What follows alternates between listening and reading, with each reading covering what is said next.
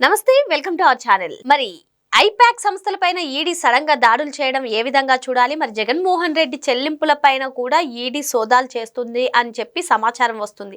మరి అటు ఐపాక్ కి ఇటు జగన్మోహన్ రెడ్డికి సంబంధించినటువంటి లావాదేవీలు కానివ్వండి, మరి జగన్మోహన్ రెడ్డికి ఇది ఉచ్చు బిగుస్తుందా? అసలు ఏం జరగబోతుంది తెలుసుకునే ప్రయత్నం చేద్దాం. దీన్ని విశ్లేషించడానికి మనతో పాటుగా ఉన్నారు సోషల్ యాక్టివిస్ట్ శ్రీలీల గారు. నమస్తే మేడం. నమస్తే. పశ్చిమ బెంగాల్లోని పలు ఐపాక్ సంస్థలపైన కార్యాలయాలపైన ఐడి సోదాలు నిర్వహించడం, మరి అందులో జగన్మోహన్ రెడ్డి ఈ 5 ఏళ్ళు ఐపాక్ సంస్థను ఉపయోగించుకుని సోషల్ మీడియాలో రన్ చేయడం కానివ్వండి, ఆ లావాదేవీలకు సంబంధించినటువంటి గుట్టును అంతా కూడా బయటకు తీస్తున్నారని చెప్తున్నారు. మరి మొత్తానికి జగన్మోహన్ రెడ్డికి ఉచ్చు బిగిస్తుందంటారా? మరి ఈ రోజు చూసుకున్నట్లయితే ఇలా జగన్మోహన్ రెడ్డి ప్రెస్ మీట్ పెట్టారు, మరో పక్క ఈడీ దాడులు ఎలా చూడాలి? అంటే రకరకాల కథనాలు వినిపిస్తున్నాయి. నిన్న మనం కూడా మాట్లాడుకున్నాం. నారా చంద్రబాబు నాయుడు గారు నైట్న అక్కడ డిన్నర్కి అమిత్ షా గారితో భేటీ అయ్యారు. మరి వైఎస్ఆర్సీపీ పార్టీ వాళ్ళ గుండెల్లో గుబులు మొదలైందా అనేది, అది నిజమేనా అని చెప్పేసి ఈ రోజున అన్ని ఛానల్స్లో కూడా అదే ప్లే అవుతుంది. అంటే ఐపాక్ మీద దాడులు వాళ్ళ ఆఫీస్ మీద అంటే అసలు ఏంటి, అక్కడ ఏం జరిగింది, ఆ లావాదేవీల్ని ఏ విధంగా వాళ్ళు ట్రాన్స్ఫర్ చేశారు, మరి ఎంతెంత అమౌంట్ చేశారు, వెంటనే మమతా బెనర్జీ గారు పరిగెత్తుకుంటూ ఇప్పుడు ఆఫీస్కి రావటం, ఇలా రకరకాలు. అంటే ఆవిడేమంటుందంటే హోంమంత్రి గారు మా మీద కక్ష కట్టారు అనేసి. అసలు ఐపాక్ మీద దాడులు చేస్తే మమతా బెనర్జీ మీద కక్ష కట్ట, ఇప్పుడు వైఎస్ఆర్సీపీ పార్టీ వాళ్ళు కూడా అంతే తలాతోకలేని మాటలు మాట్లాడటం, ఇట్లాంటి కార్యక్రమాలు ఏదైతే కూటమి ప్రభుత్వాన్ని ప్రజల్లో చెడు ఉద్దేశంతో తీసుకెళ్లాలనే రకరకాల కుట్రలు చేసి దొరికిపోవటం.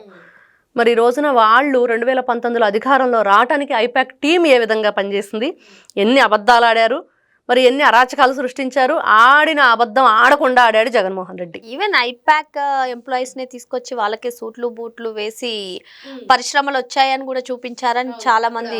అవునవును, సమిట్ జరిగింది వైజాగ్ లో, అక్కడ కూడా ఆ నూడిల్స్ బండాళ్ళు అన్నారు, ఫ్రైడ్ రైస్ వాళ్ళు ఉన్నారు, ఇంకా రకరకాలు చెప్పారు. సరే, మొత్తానికి ఏదైతే పగటి వేషగాళ్ళలాగా జగన్మోహన్ రెడ్డి ఇట్లాంటి వేషాలు కూడా వేశారా అనేటట్లుగా చేశారు రాష్ట్రంలో.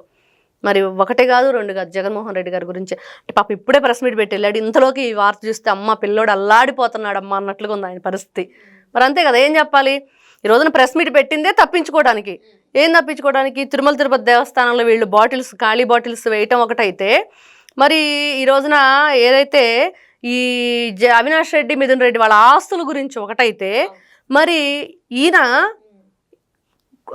టీడీపీ కార్యకర్తల తలకాయలు, ఇదిగో ఈ రోజున ఈ మేకల తలలు నరికినట్టు మీ తలలు నరుగుతా అని చెప్పేసి మన జగన్మోహన్ రెడ్డి గారి బర్త్డే సందర్భంగా వాళ్ళని కలవటం. ఈయన తానేటి వనిత గోపాలపురం నియోజకవర్గం వైఎస్ఆర్సీపీ పార్టీ ఇన్ఛార్జిగా పనిచేస్తూ ఆవిడే స్వయంగా ఆ బ్యాచ్ని తీసుకొచ్చి ఆయన దగ్గర కూర్చోబెట్టి మాట్లాడించటం.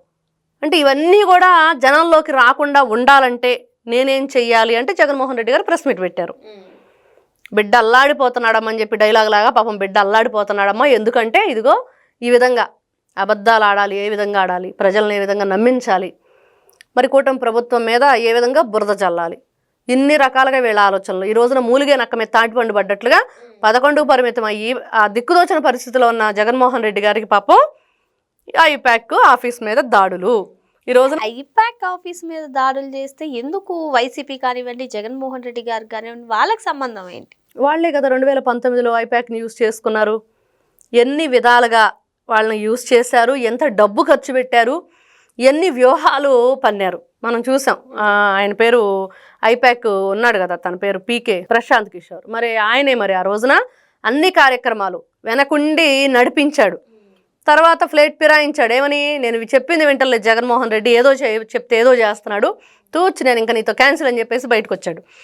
ఆ తర్వాత ఏం జరిగిందో చూసాం. ఆయన ఒక పార్టీ పెట్టాడు, పోటీ చేశాడు, ఏం వచ్చినట్లేదు పాపం.